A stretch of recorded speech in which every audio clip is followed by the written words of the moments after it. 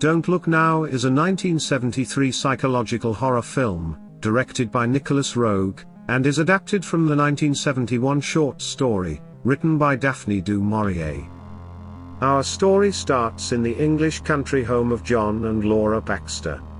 John, played by Donald Sutherland, is looking at some slides of old churches, which makes sense, as his job is restoring old churches, and his eye is drawn to a figure wearing a red raincoat. Meanwhile, the couple's daughter Christine is playing near a large pond in the garden, and is also wearing a red raincoat. John notices this coincidence, and accidentally knocks some water onto the slide. What a clumsy git. It's just a bit of water though, no harm done. But as he cleans up the mess, his spidey senses start tingling, and he is urged to run outside and check on Christine. Somehow, he believes the slide may be linked to his daughter, and as he approaches the water, his son alerts him that Christine has gone for a quick dip, and may be in a spot of bother. John plunges into the water, and emerges with his daughter's limp body. Unfortunately, she has drowned, and it's too late to save her.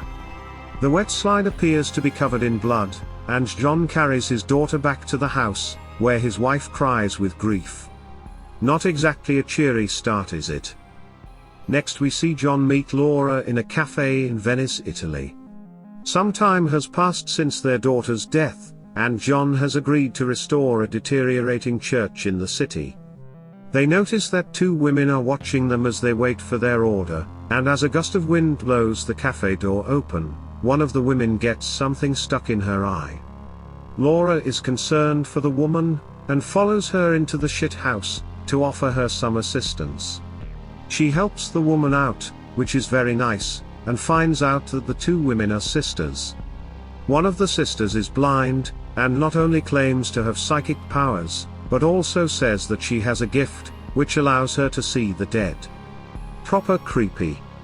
Laura is intrigued, and finds out that the blind sister could see her recently deceased daughter at the table with her red raincoat on.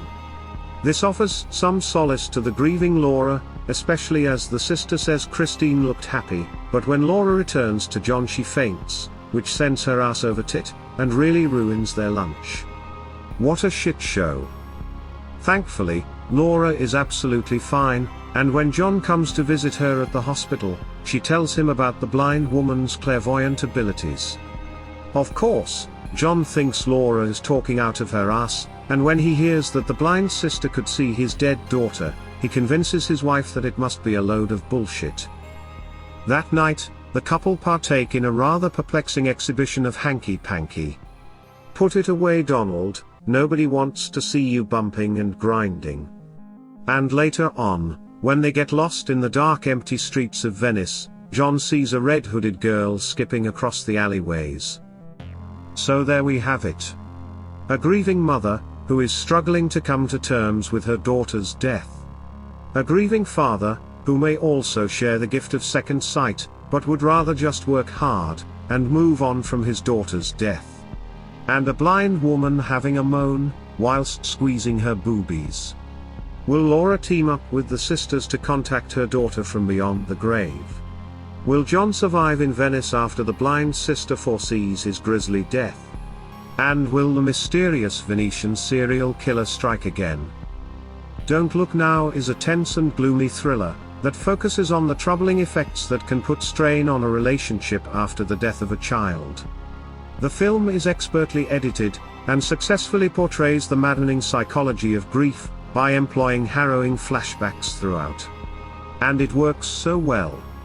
The protagonists are constantly haunted by the images of the past, and as the plot progresses, we watch as John and Laura drift apart from each other, despite their passionate encounter, which was apparently deemed too risque in 1973. By today's standards, it is relatively tame, but it's films like Don't Look Now, that pushed the boundaries of what mainstream cinema could get away with. The themes of religion, and the supernatural, are seamlessly weaved together for the duration of the movie, and there isn't a single bad acting performance from beginning to end. In fact, The highlight of Don't Look Now is Donald Sutherland's effortless portrayal of the cold and cynical grieving father, whose reluctance to believe in the paranormal gradually leads him down a tragic path. Now let's talk about that ending, and apologies for the spoilers. This has been a hot topic in forums and reviews for the best part of 50 years, and I'm still not quite sure on how to decipher it. We see John, as he chases a red-hooded figure through the serpentine passages and canals of Venice, until he corners the figure in an abandoned building. At this point, I think we're half expecting the figure to be his daughter Christine, but as they reveal themselves, we see a wrinkled dwarf with a knife, who slits John's throat. Was the dwarf the Venice murderer all along? Or was she a manifestation of John's guilt? After all, his negligence allowed his daughter to drown in the first place. Or was it all just one big coincidence, and the dwarf was simply defending herself from the 6'3" American? Many theories have bounced around the pages of the internet for many years, but they all come to one conclusion. Don't Look Now is a masterpiece that only grows with popularity as it ages like fine Italian wine. Do yourself a favor, and watch it if you can.